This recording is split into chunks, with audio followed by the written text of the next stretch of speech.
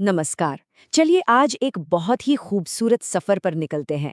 हम बात करेंगे अमृत कर्ण नाम के एक लेख की, जिसमें जिंदगी के 9 ऐसे सूत्र दिए गए हैं जो किसी अमृत की बूंद से कम नहीं। ये वो गहरे लेकिन बहुत ही सरल सिद्धांत हैं जो हमें एक बेहतर, ज्यादा खुशहाल जिंदगी की राह दिखा सकते हैं। ये जो हम देख रहे हैं, ये उसी लेख का एक हिस्सा है, जिसे जीवन के 9 अमृत कण कहा गया है। मतलब ज्ञान की वो छोटी छोटी बूंदें जो कभी पुरानी नहीं होती। ये बातें आज भी उतनी ही सच्ची और असरदार हैं जितनी पहले थीं। तो सवाल ये उठता है कि क्या सच में खुशी और सुकून का जो असली राज है वो इन्हीं सीधे साधे सूत्रों में छिपा है? आइए इस सफर में मिलकर इसी सवाल का जवाब ढूंढते हैं। तो शुरुआत कहाँ से करें? दिलचस्प बात यह है कि ये शुरुआत बाहरी दुनिया से नहीं, बल्कि हमारे अंदर से होती है, उस नज़रिए से, उस चश्मे से जिससे हम पूरी दुनिया को देखते हैं। देखिए, यहाँ पर ना 2 रास्ते बताए गए हैं। एक रास्ता है दोष दृष्टि का, मतलब एक ऐसा चश्मा पहन लेना जो हर इंसान में, हर सिचुएशन में सिर्फ कमी, सिर्फ गलती ही ढूंढता है। और इसका नतीजा क्या होता है? जिंदगी हमेशा घाटे का सौदा लगती है। वहीं दूसरी तरफ है गुण दृष्टि। ये वो नजरिया है जो हर चीज में कुछ अच्छा, कुछ खास ढूंढ ही लेता है। और इस नजर से देखने पर ना हमें मामूली चीजों में भी कमाल की बातें दिख सकती हैं। और देखिए, यही है असली खेल। हम जिस चीज को ढूंढते हैं वही हमें मिलती है, और वही चीज हमारी जिंदगी में और बड़ी होती जाती है। मतलब हमारा नजरिया सिर्फ दुनिया को देखता नहीं है, बल्कि एक तरह से उसे बनाता भी है। ठीक है, तो सोच तो हमने बदल ली, नजरिया भी बदल लिया, लेकिन असली परीक्षा तो तब होती है जब ये सोच हमारे कामों में, हमारे व्यवहार में उतरती है। क्योंकि सच्चा ज्ञान सिर्फ दिमाग में रखने की चीज नहीं है ना, उसे जीना पड़ता है। तो ये होता कैसे है? कुछ बहुत सीधी सीधी सी बातें बताई गई हैं।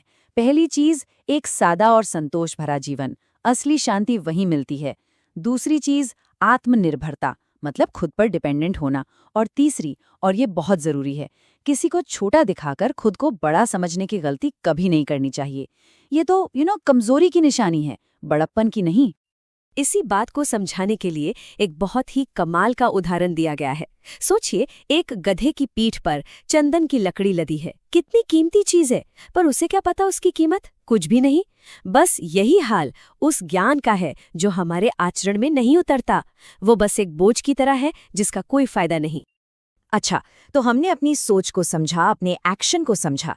अब बात करते हैं रिश्तों की। देखते हैं कि ये सारी समझ हमारे संबंधों को कैसे और खूबसूरत बना सकती है।